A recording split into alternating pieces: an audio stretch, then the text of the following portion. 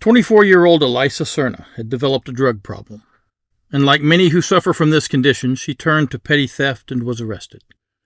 Confined in the Las Colinas jail in Santee, California, she waited for her court date. Unlike most prisoners, Elisa was pregnant. Almost everyone knows that if you have been using a drug or alcohol for any considerable period of time and stop abruptly, you get very sick. This is called withdrawals, and they are not a medical mystery.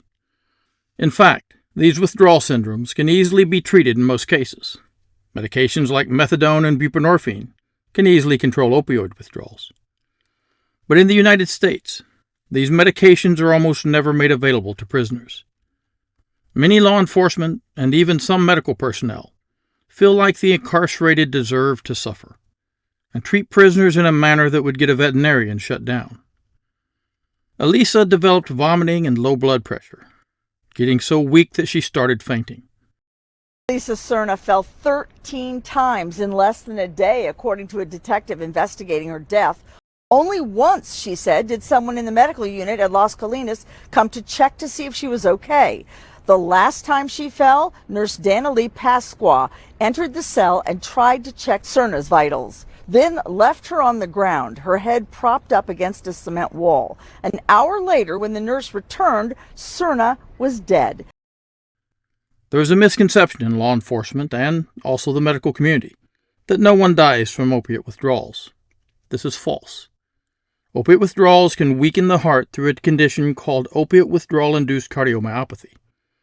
And the persistent vomiting associated with the condition can cause dehydration and electrolyte imbalances. Sodium, potassium, and chloride, all lost through vomiting, are crucial to maintaining the electrical properties of nerve cells and muscles. Loss of sodium in particular, a condition called hyponatremia, can cause an increase in the firing rate of neurons, which can lead to seizures. Low potassium can do the same thing. Doctors know this and have known it for over a century at least.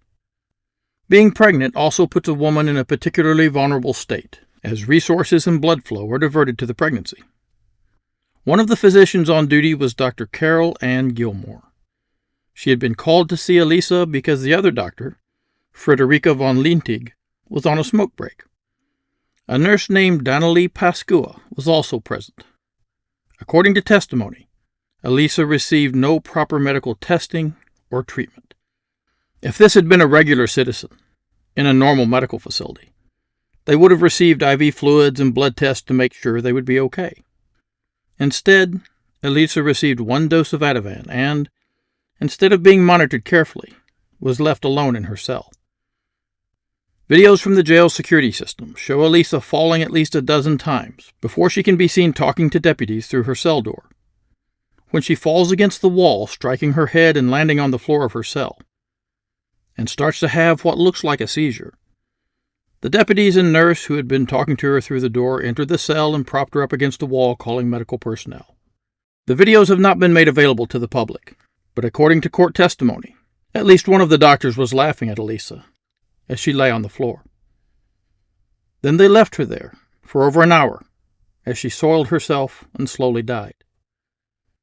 Elisa and the child she might have brought into this world will be missed by her family, including her sister, who has been speaking out, and by all of us who believe that every human life has value. State criminal charges have been filed, and there is a federal lawsuit for compensation. But until those in power are forced to provide proper medical care, Americans will continue to die needlessly in the incarcerated states of America.